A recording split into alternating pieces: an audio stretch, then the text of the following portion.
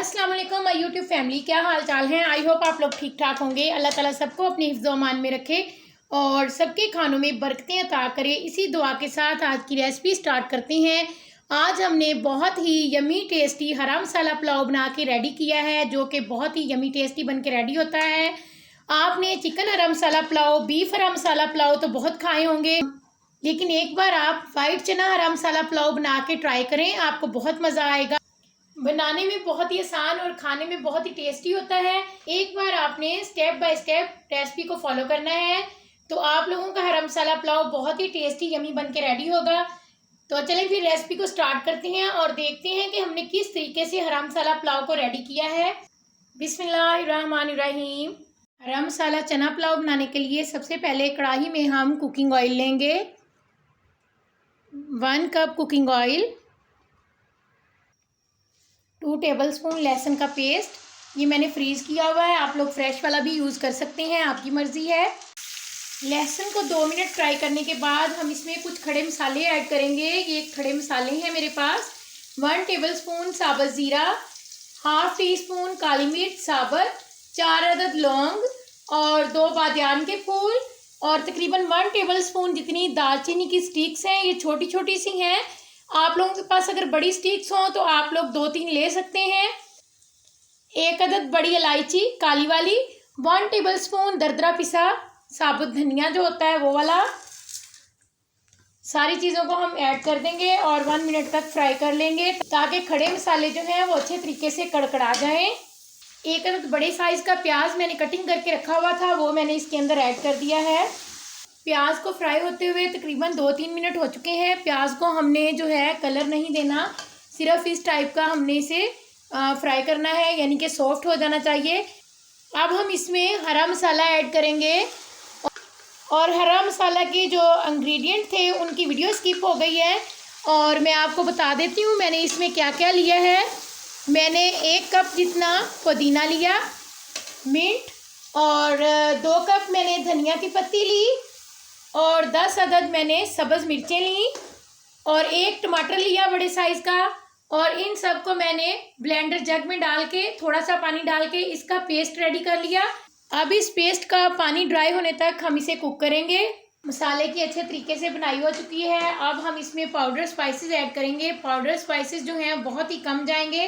Half tea spoon काली मिर्च powder और half tea spoon दड़ा मिर्च है ये, और 1/4 टीस्पून जो है हल्दी पाउडर है, 3 टीस्पून जो है नमक है मेरे पास।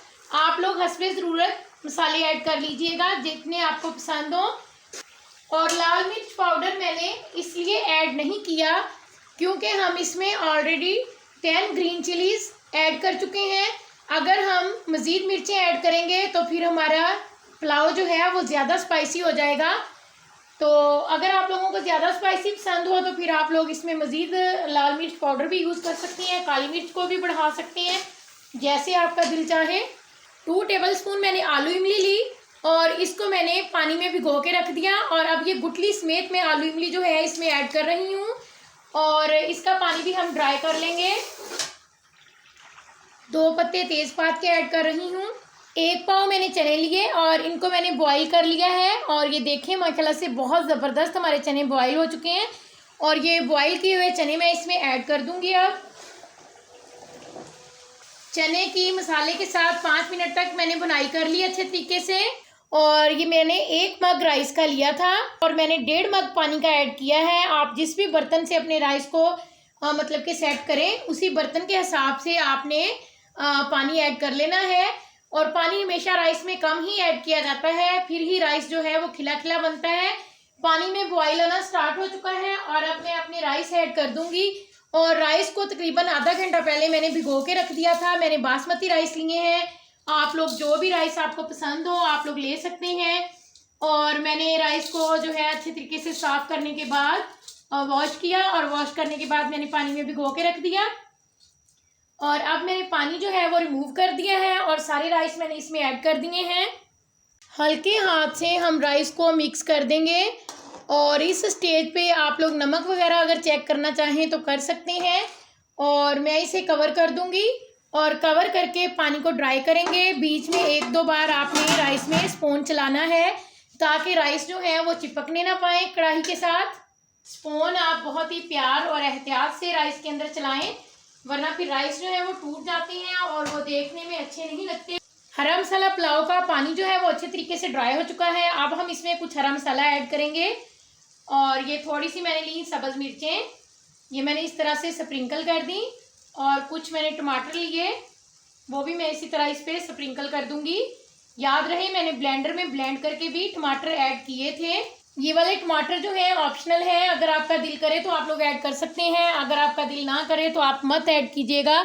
हर किसी की अपनी पसंद होती है, लेकिन मुझे ये इस तरीके से ऐड किए हुए बहुत अच्छे लगते हैं क्योंकि इससे पुलाव की लुक बहुत ज़बरदस्त हो जाती है। और ये मैं हरा धनिया ऐड कर रही हूँ इस पर। और अब हम इसे कवर कर देंगे। कवर करके हम इसे 3 मिनट तक हाई फ्लेम पे और 7 मिनट तक लो फ्लेम पे दम पे रखेंगे। हरा मसाला पुलाव को दम पे रखे हुए 10 मिनट हो चुके थे और अब हम इसे खोल लेंगे। फ्लेम को मैंने ऑफ कर दिया है। माशाल्लाह से बहुत ही ज़बरदस्त हरा मसाला पुलाव हमारा जो है वो रेडी हो चुका है। देखें माशाल्लाह से ज़बरदस्त हमारा हरा मसाला पुलाव रेडी हुआ है। आप राइस की लुक चेक कर सकते हैं, कैसे एक एक दाना आपको खिला खिला मिल रहा है। और इसके साथ ही नई आने वाली वीडियो तक के लिए अल्लाह हाफिज़। Thanks for watching. दुआओं में याद रखिएगा।